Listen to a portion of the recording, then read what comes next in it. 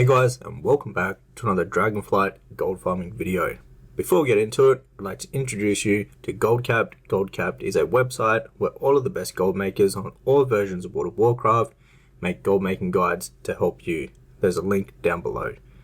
So where we're going to be farming is in Northern Stranglethorn at this location right here that I have shown on the map.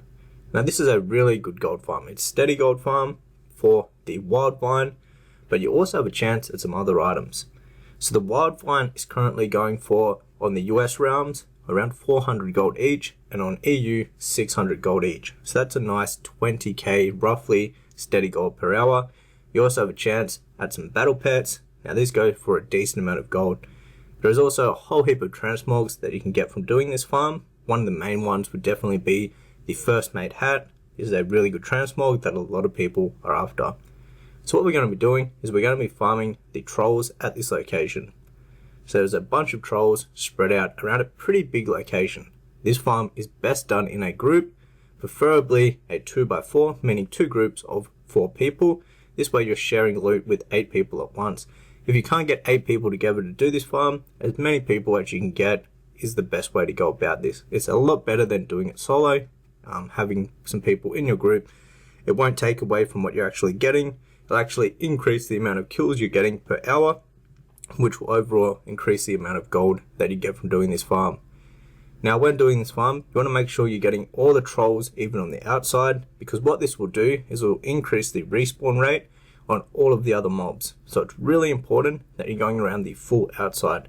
What I like to do when doing this farm is throw some markers out on the outside of the farm, just so people can use those markers as basically a barrier of where to go so they don't miss any of the mobs that are on the outside of the farm, which is really important to make these mobs respawn a lot quicker.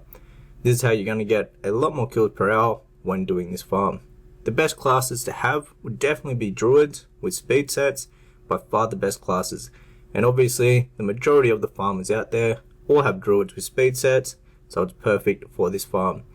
What I would do is I'd make a group in Looking for Group, call it the Wild Vine Gold Farm, or something along those lines, call it a gold farm, 2x4 gold farm, something like that, and try to get some people together to do this farm with you. If you're on the NA, I will put a link down below in the description box to our in-game community. If you want to join that, there's I think there's about 700 people in there at the moment, all in the NA region, that all are interested in farming and doing these sort of farms. So it might help you find a few people to become friends with or to do some farms with. So I will link that down below in the description box. But basically, this is all you do for the farm. You want to make sure, like I said, you're going all around the outside, getting all of the mobs, and you're just using the druid macro where you basically can spam your moonfire and it will target the nearest enemy and it will moonfire them. This seems to be the best way to do it. Highly recommend having a speed set to do this because of how far the distance in between the mobs really is. Now the normal transmogs will add up over time while you're doing this farm, so that's a really good thing. But if you get lucky enough to get them battle pets or some of the really good transmogs, they can actually really increase the amount of gold per hour that you make from doing this farm. With the current prices, I was getting around 20k steady gold just from the wild vine. Now wild vine are used in a bunch of crafts for professions. This is why they sell so good up on the auction house. They are a bit slower movers than some materials, but they do definitely sell up on the region auction house pretty consistently, and you shouldn't have any trouble whatsoever selling them. Now they only have a kind of low drop chance. One of the mobs here have a 10% drop chance, and the others have around like a 1% drop chance. So it is kind of rare. You won't end up with hundreds of these per hour, but you should end up with a decent amount of these by the time that you've done an hour of farming here. Around 20k gold worth with the current prices in this video. Obviously the amount of steady gold you'll make just from the wild vine will change up depending on how much they're actually worth at the time of you doing the farm. So what I'd recommend doing is, first of all, before coming and doing this farm, checking the auction house and seeing if the wild vine is at a decent price. If it's only worth 100, 200 gold, I wouldn't recommend doing this farm. It's really good when it's over, say, around 400 gold and even higher. Sometimes these can peak all the way up to like 1k each, and if you see that, then you definitely want to come and do this farm.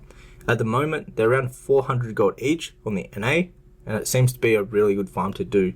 There's not many good farms going around at the end of this expansion at the moment. All of the farms have went down in the amount of gold per hour you can actually make because we're at the end of an expansion. We're at the end of Dragonflight. So this is a pretty good farm to do, and obviously you have a chance at them battle pets. They sell really good. And there's also some really good transmogs that do drop from here. So if you can get your hands on those, it really will increase the amount of gold per hour you get from doing this farm. However, that was it for this video. If you enjoyed, hit the thumbs up button.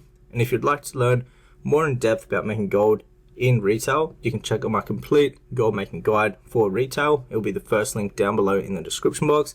This is a guide that I've put together over the past few years of all the best methods on how to make gold in retail, all in one simple guide for you to follow. It goes over gold farms, the best professions, basically everything you need to know about making gold in retail is inside the guide. And that'll be the first link down below in the description box if you want to go ahead and check that out. Till the next one, guys, take care.